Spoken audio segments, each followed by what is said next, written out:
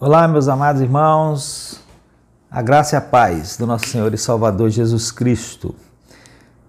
Depois de um breve período de férias, meus irmãos, então retornamos com a nossa escola bíblica dominical online. E na última vez que gravei a lição número 11, né? E agora nós estamos na lição número 12. A escola bíblica dominical presencial, ela prosseguiu, né? E então está um pouquinho à frente de nós aqui online, né? Umas 2 ou 3 lições à frente, mas não tem problema, né? Nós vamos estudando aqui. A nossa lição hoje é a lição número 12. Lembrando os irmãos que o nosso tema geral é a vida e o ministério de Jesus nos evangelhos, né? Nós estamos estudando a vida e o ministério de Jesus nos evangelhos. São 26 lições. E essa lição de hoje, a número 12, é a parte 3 de A Ética do Reino de Deus, com base no Sermão da Montanha. A Ética do Reino de Deus com base no Sermão da Montanha. E a lição de hoje, especificamente, com base na parte que abrange os versos 19 a 34 do capítulo 6 de Mateus, tá? Essa parte do Sermão da Montanha. E lá na revista, meus irmãos, a lição está dividida em 2 partes. A primeira parte falando sobre os verdadeiros valores, abrangendo os versos 19 a 24. E a segunda parte falando sobre vivendo com sabedoria, abrangendo os versículos 25 a 34. Então vamos à primeira parte. E para essa primeira parte vamos ler então os versos 19 a 24, lembrando que vai falar sobre os verdadeiros valores, quais devem ser os nossos verdadeiros valores. Então Jesus diz assim, olha, não ajunteis tesouros na terra, onde a traça e a ferrugem tudo consomem e onde os ladrões minam e roubam, mas ajuntai tesouros no céu, onde nem a traça nem a ferrugem consomem e onde os ladrões não minam e nem roubam. Porque onde estiver o vosso tesouro, aí estará também o vosso coração. A candeia do corpo são os olhos, de sorte que se os teus olhos forem bons, todo o teu corpo terá luz. Se porém os teus olhos forem maus, o teu corpo será tenebroso. Se portanto a luz que em ti há são trevas, quão grandes serão tais trevas? Ninguém pode servir a 2 senhores, porque ou há de odiar um e amar o outro, ou se dedicará a um e desprezará o outro. Não podeis servir a Deus e a Mamon. Mamon é o mesmo que riquezas. Então não podeis servir a Deus e as riquezas. Então vamos lá, meus irmãos, vamos pensar naquilo que Jesus está dizendo aí para nós, né? E primariamente Jesus diz aí, não ajunteis tesouros na terra. Primeira coisa que Jesus diz aí, não ajunteis tesouros na terra. O que Jesus quis dizer com isso, meus irmãos? Precisamos pensar, tá? Para não termos uma ideia equivocada. E, em primeiro lugar, nós devemos evitar interpretar essa declaração de Jesus como se ela girasse simplesmente em torno de dinheiro ou bens materiais, coisas que possam fazer de nós pessoas ricas monetariamente falando. Não é isso que Jesus está dizendo. Jesus não disse, não ajunteis dinheiro. Não foi isso que ele disse. Ele disse, não ajunteis tesouros. Jesus não disse, não sejam ricos. Não foi isso que ele disse. Ricos monetariamente falando, né? Ele disse, não ajunteis tesouros. E nós devemos pensar nisso, porque tesouro é um vocábulo bem amplo, que inclui muita coisa, inclusive o dinheiro e outros bens materiais que podem fazer de nós pessoas ricas, monetariamente falando, mas não só e não necessariamente essas coisas. Um correto entendimento dessa palavra de Jesus, meus irmãos, na verdade, deve contemplar o fato, a verdade, de que Jesus não se interessava tanto pelas nossas posses. O que interessava a Jesus era a nossa atitude em relação às posses. Então grave bem isso. O que importa para Jesus é a nossa atitude em relação às nossas posses. Sejam essas posses muitas ou sejam poucas. Não está em evidência aqui, meus irmãos, aquilo que um homem porventura possua, mas antes aquilo que ele pensa sobre, a sua atitude em relação aos seus bens materiais, né? Aquilo que ele pensa sobre os seus bens materiais e a sua atitude em relação a esses bens materiais. Na verdade, não há nada de errado em possuir bens, mas pode haver um grande erro na atitude de uma pessoa para com os seus bens. Avançando um pouquinho mais no nosso raciocínio, meus irmãos, nós cremos que está aqui em pauta a nossa atitude total em relação a este mundo. Jesus, meus irmãos, podemos assim dizer, está nos alertando para o perigo em que uma pessoa pode incorrer de derivar, de basear a sua principal ou mesmo a sua total satisfação em coisas desta vida. O perigo que uma pessoa incorre de confinar, de limitar, de atrelar os seus interesses e as suas esperanças a esta vida. E então, vista a partir desta ótica, essa advertência de Jesus, não ajunteis tesouros na terra, ultrapassa o limite das meras posses. Indivíduos pobres que não têm muita coisa, como nós, né? Precisam dessa exortação tanto quanto os mais abastados, porque sob esse ponto de vista, todos nós temos os nossos tesouros. Todos nós, ricos e pobres, têm os seus tesouros. Quais são? Quais podem ser? Olha, pode ser o marido, pode ser a mulher, pode ser os filhos, pode ser uma posição, né, que se ocupa ou que se quer ocupar na igreja, por exemplo, a posição de pastor, de evangelista, de diácono, de presbítero, de presidente. Se eu não tiver lugar, ou se eu não for reconhecido em uma dessas posições, alguns dizem, né, tô fora. Tem gente que até sai mesmo da sua igreja e monta, entre aspas, outra, só para ele ser aquilo que ele almeja ser. Então esse é o seu tesouro, né? Pode ser dinheiro também, pode ser joias, poder, amigos, um emprego, o conforto pessoal, a honra pessoal, pode ser qualquer coisa. Não importa, meus irmãos, o que seja e nem o valor monetário que tenha. Se representa tudo para você, então esse é o seu tesouro. Se por esse algo você é capaz de comprometer até mesmo a sua fidelidade a Cristo, então aí está o seu tesouro. Se a esse algo o seu coração pertence, então aí está o seu tesouro.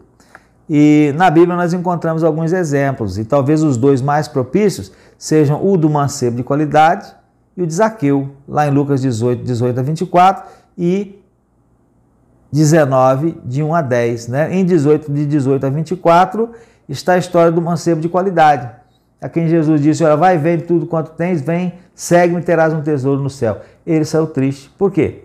Porque os bens materiais eram o seu maior tesouro. Né? Já Zaqueu, quando desce da árvore, ele diz que ia dar a metade dos seus bens aos pobres e se em alguma coisa ele tinha defraudado alguém, ele restituía quadruplicadamente para seguir a Jesus, para servir a Jesus. Então ele estava demonstrando ali que o seu tesouro não eram os bens materiais, né? Passou a ser a Jesus a partir daquele momento que ele se encontra com ele.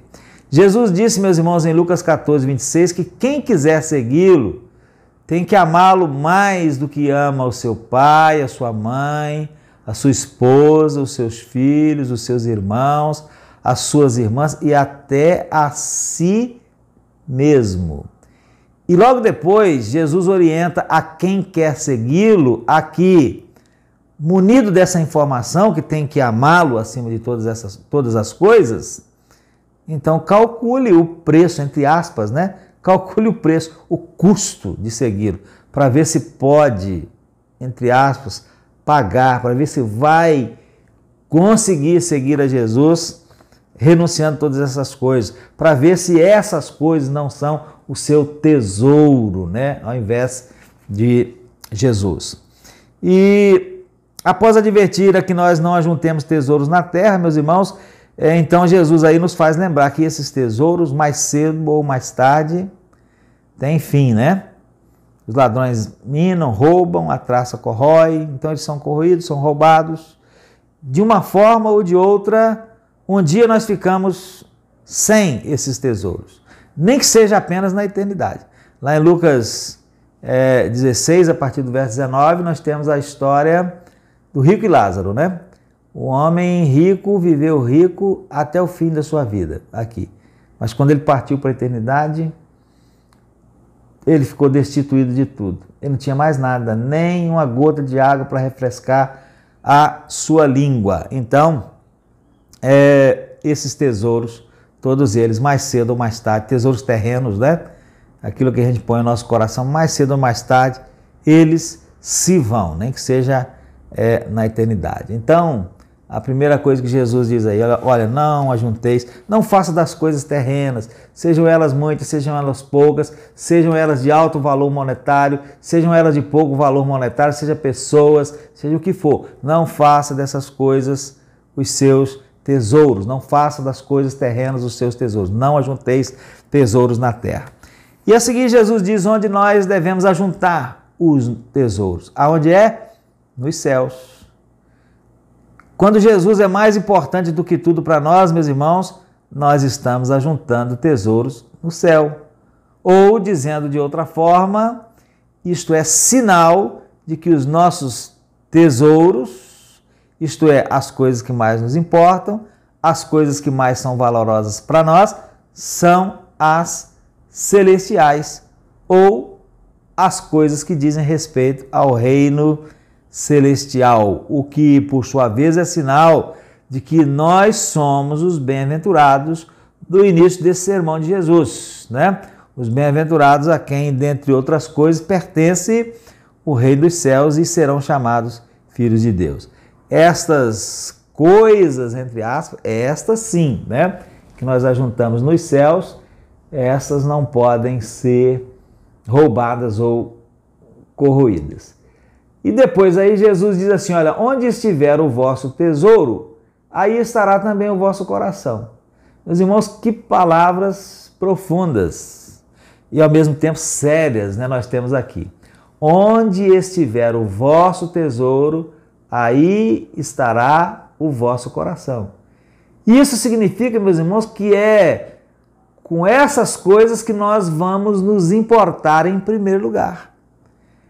É com estas coisas que nós vamos nos ocupar mais do que tudo e acima de tudo. Então eu pergunto para você, onde está o seu coração? Com o que você tem se importado e tem se ocupado mais e acima de tudo? Deixa eu narrar uma história para você, contar uma história que está num dos livros aqui da nossa biblioteca, né? Biblioteca da igreja. A história é sobre um missionário que viveu no fim do século XVIII e início do século XIX, um missionário chamado Henry Martyn. Está no livro de John MacArthur, o livro É Difícil Crer. Diz assim a história. Depois de uma vida longa e difícil de serviço cristão na Índia, ele anunciou que estava se mudando para a Pérsia. A Pérsia é o atual Irã, porque Deus havia colocado no seu coração a necessidade de traduzir o Novo Testamento e o livro de Salmos para a língua persa. A essa altura ele era um homem idoso, o missionário, né? Henry Martyn, era um homem idoso. Muitos então lhe disseram que permanecesse na Índia, que se permanecesse na Índia, ele morreria em consequência do calor e que a Pérsia era ainda mais quente do que a Índia. Porém, apesar de tudo, ele foi. E lá chegando, ele estudou a língua persa e traduziu o Novo Testamento e os Salmos num espaço de 9 meses. Trabalhou bastante. Então ele descobriu que não poderia imprimir. Depois de traduzir, descobriu que não poderia imprimir e nem fazer circular o seu trabalho antes de receber permissão do Shah.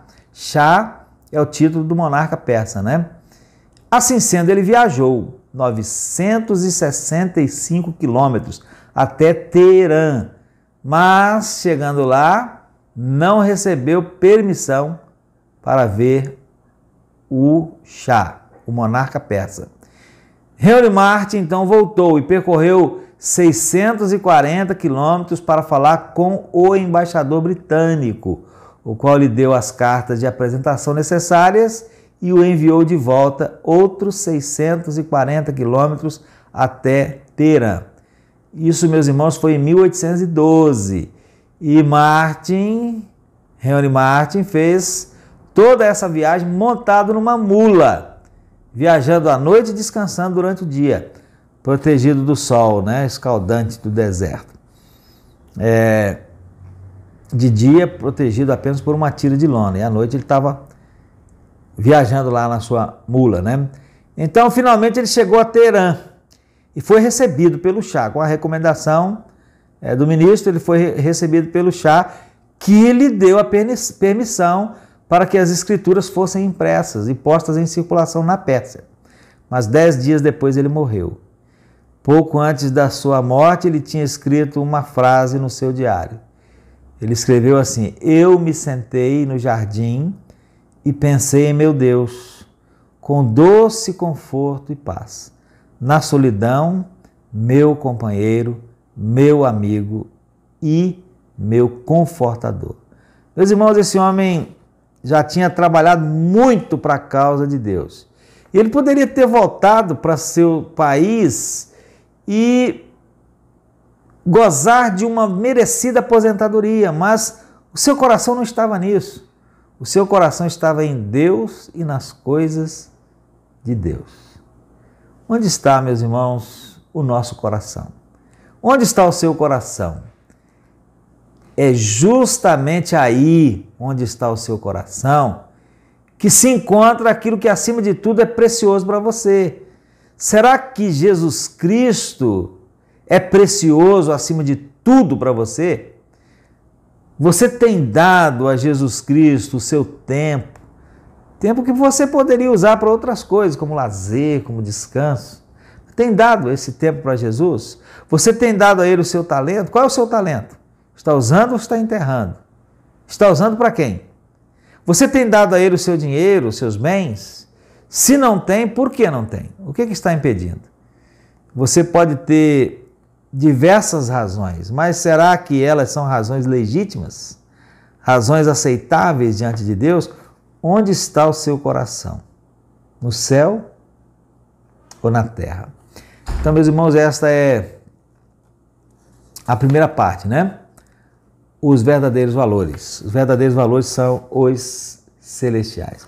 Não ajunteis tesouros na terra, ajuntai tesouros nos céus, porque onde estiver o vosso tesouro, aí estará também o vosso coração.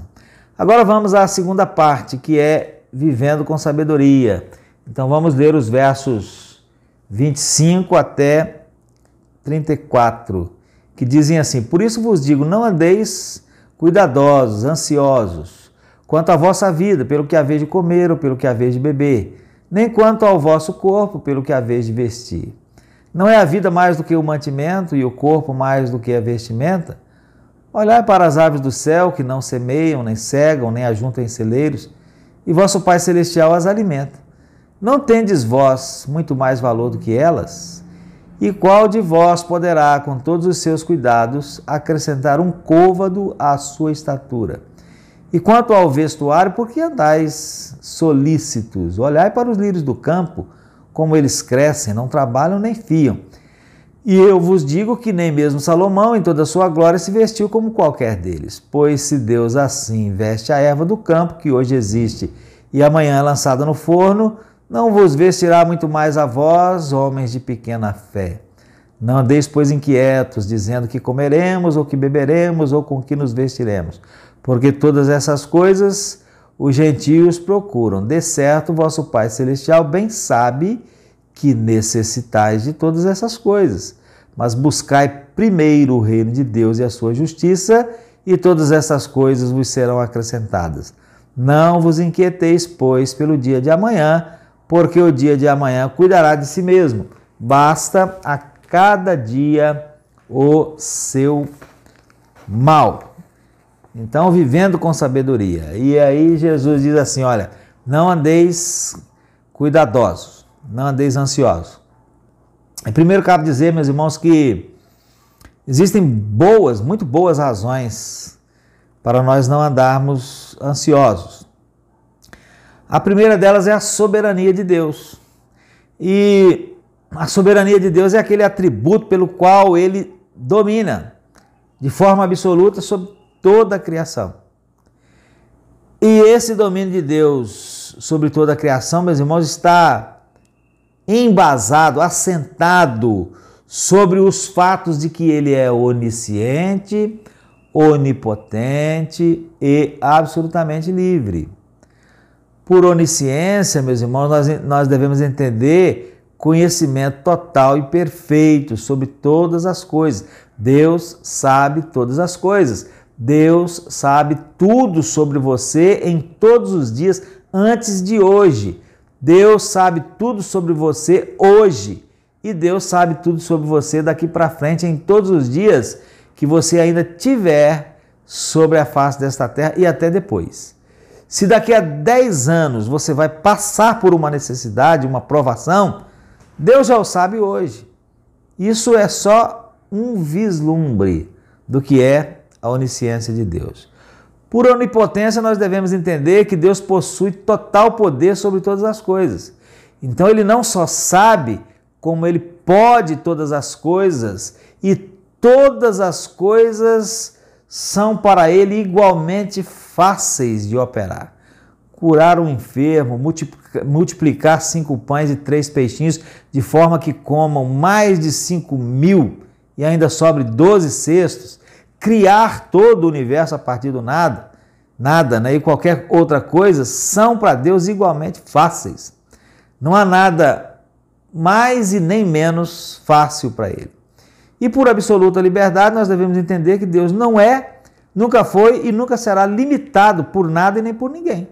Ele pode sempre fazer aquilo que lhe agrada. Então, o nosso Deus conhece todas as coisas, total e perfeitamente.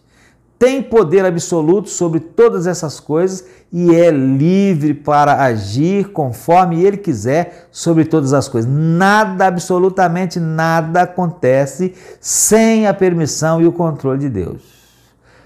E para citar apenas alguns poucos exemplos, eu cito o exemplo de Balaão, quando ele não pôde amaldiçoar Israel. Está lá em Números 2, lá no livro de Números, né? Ele foi contratado para amaldiçoar, Balaão contratado por Balaque para amaldiçoar o povo de Israel, mas ele não pôde amaldiçoar, ele só pôde abençoar, porque Deus não deixou amaldiçoar.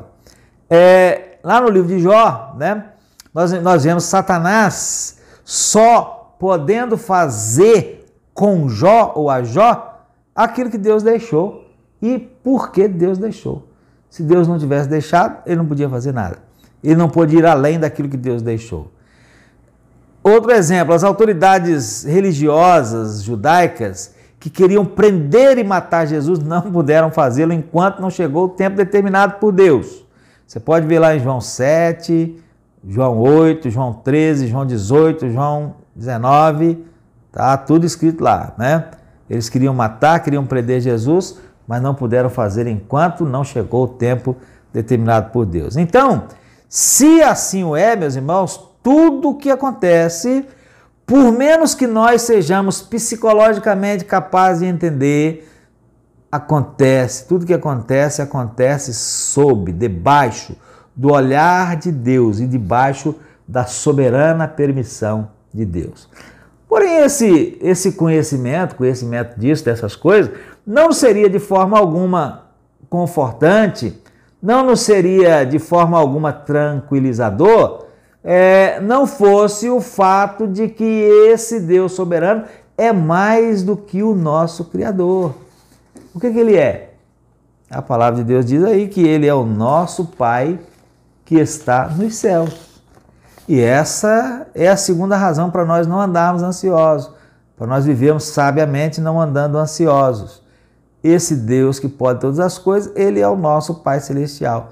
Diz aí o texto que ele cuida das aves, ele cuida dos lírios do campo e ele cuidará muito mais de seus filhos. Conquanto a providência divina atinge a todos os homens, né? A promessa específica de cuidado no que respeita à manutenção da vida é para os filhos. E nós somos os filhos, ele é o nosso Pai Celestial. Então, se você é filho, essas promessas são para você. E, portanto, sentir-se ansioso e preocupado é falta de confiança em Deus e, consequentemente, é pecado. Ainda bem que Deus é misericordioso, compassivo e longânimo. Agora, meus irmãos, eu sei que dizer isso, né? Falar sobre a ilogicidade e até pecaminosidade da ansiedade pelas coisas dessa vida e que tal ansiedade deve ser evitada é bem mais fácil do que fazer. Falar é mais fácil que praticar. Entretanto, é preciso falar, porque Jesus falou. E creiam os irmãos, ao falar, eu falo não apenas para vocês, falo também para mim e talvez até muito mais para mim. Então, voltando ao assunto, não precisamos e não devemos ficar ansiosos pelas coisas desta vida. Por quê? Porque o Deus soberano que sabe todas as coisas e tem poder sobre todas as coisas e é absolutamente livre para agir conforme a sua vontade sobre todas as coisas e de quem nada, absolutamente nada, foge ao controle, tudo que acontece é sob seu olhar e permissão. Esse Deus é o nosso Pai que está nos céus. E ele cuida das aves do céu, ele cuida das flores do campo e ele também cuidará dos seus filhos. Outra razão, meus irmãos, para nós não andarmos ansiosos é que a ansiedade não melhora nada. Jesus pergunta aí, qual de vós poderá, com todos os seus cuidados, acrescentar um côvado? Aí algumas versões vão dizer estatura, outras vão dizer o curso da vida. A tradução é difícil, né? Talvez, de acordo com o contexto, a melhor tradução seja o curso da vida. Acabou, acabou. Ninguém pode acrescentar mais nada. Mas, em qualquer uma das traduções, a mensagem a ser transmitida não se altera. A ansiedade não melhora nada. Quem é que pode, pela ansiedade, acrescentar 50 centímetros que seja ao curso da sua vida nesse mundo? Ninguém. Ter consciência da necessidade que temos de coisas desta vida, como alimento, vestuário, moradia e etc., e trabalhar de forma natural e tranquila para suprir essas necessidades é uma coisa, mas nutrir a ansiedade por causa delas, ao ponto até de nossa mente e nossa vitalidade ficar tomada por essas preocupações e nem conseguirmos mais nos dedicar ao reino de Deus, que deve vir em primeiro lugar, aí já é falta de confiança de nossa parte de que Deus cuida de nós. E pior, essa ansiedade não melhora nada, não resolve nada. Porém, meus irmãos, não andar ansioso, é preciso dizer isso, não significa passividade. Jesus não disse para ficarmos parados esperando que tudo aquilo que nós necessitamos venha até nós assim num passe de mágica, né? E lá em Gênesis 3, logo após o homem pecar, Deus lhe disse que a partir dali ele, para o seu sustento, teria que suar o rosto, indicando um certo grau de dificuldade imposta, apesar da providência divina geral. Entretanto, mesmo antes do pecado, Deus pôs o homem recém-criado no jardim do Éden para guardar e lavrar. Não é para ficar ali sentado, passivo. Lavrar e guardar. E em toda a Bíblia nós vemos Deus provendo sustento do seu povo, não livrando o seu povo, porém, do trabalho, a não ser em algumas ocasiões e por motivos muito, mas muito específicos.